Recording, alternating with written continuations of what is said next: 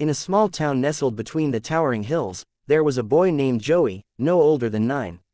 He had dark eyes that looked far beyond his years, and his heart carried a weight that many adults would have struggled to bear. Joey's life was anything but easy. His mother had remarried a man who seemed to have a cruelty in his eyes, and though Joey's mother tried her best, the pain of living under her husband's rule was hard to ignore.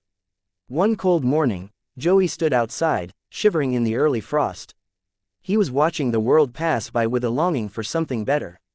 He clutched his torn jacket tighter, his fingers numb from the chill.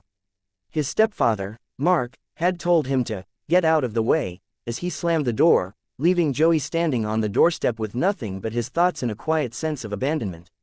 As he wandered down the street, his mind replayed the harsh words Mark often said to him, the coldness that filled the house whenever the man was around. There were bruises, not just on his body but on his heart, from the neglect, from the endless belittling. The boy was lost in a spiral of confusion. Was he wrong for wanting to feel safe? For wanting to be loved by someone who should have cared for him? That day, Joey found himself near a local cafe when he noticed a group of bikers parked across the street. Their loud engines roared through the silence, their leather jackets and beards intimidating yet somehow freeing. He had heard whispers about them. They were a rough group, known for their power and intimidation, but also for their compassion when it mattered most. It was as if the leather and metal that shielded them from the world held a softness that few could see. Feeling a strange pull, Joey crossed the street and approached them, his small feet carrying him closer to a man who seemed to stand out in the crowd. This man was tall and broad, with a patch on his back that read, "Guardians of the Road." His face was weathered by years of travel, but his eyes were kind. Joey's heart skipped a beat. Could these men be the answer he was looking for? The boy, trembling, approached him. "Sir," he said, his voice barely a whisper. "Can you help me?" The biker looked down at the boy, taking in his ragged appearance. "What's the matter, kid?" the biker asked, crouching to meet his eyes. I want you to hurt someone," Joey said, his voice faltering. "My stepdad, he's been hurting me and my mom. I want you to hurt him. I want him to feel pain like I do." His words spilled out before he could stop them, a raw confession of a boy who had been holding in so much pain for so long. The biker's face softened. He could see the hurt in Joey's eyes, the same kind of hurt he had seen in his own life long ago. But he wasn't sure how to respond. He didn't want to cause harm, even if it seemed like the boy needed it. Instead, he took a deep breath and asked Joey a question. "Tell me, son, why do you think hurting him will make things better?" Joey looked up, surprised. "Because he's hurting us, and I want him to stop. I want to be safe again." The biker stood up slowly, his leather jacket creaking with the motion. "I understand," he said. "But hurting him won't make things better. It'll only hurt more people, including you. Sometimes, the best way to fight back is to stand tall and find strength in yourself.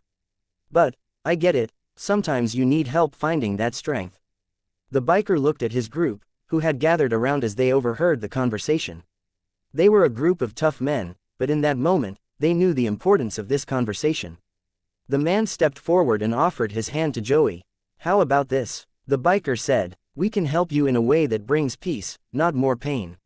We'll help you find a way to make things right, a way that doesn't involve fighting or hurting anyone. You don't need to be afraid anymore." Joey hesitated, the war inside his heart still raging.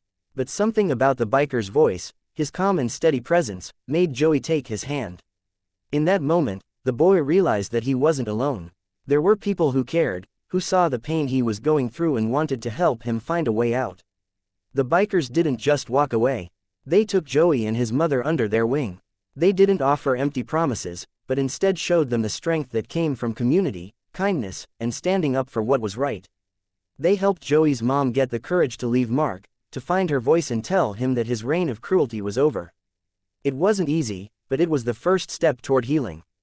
In the weeks that followed, Joey found himself surrounded by not just bikers, but a family that valued him, that showed him what it meant to be truly cared for. Joey's heart began to heal, and so did his mother's. The road ahead was still long, but now they had hope.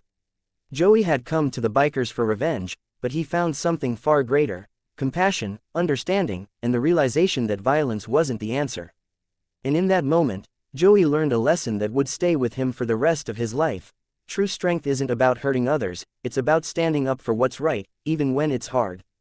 As the sun set that evening, casting a warm golden glow over the town, Joey felt a peace he had never known before.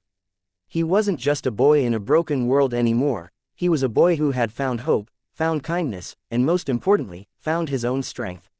And as the bikers revved their engines, heading out on the road, they left behind more than just tire tracks, they left behind a legacy of compassion that would last a lifetime.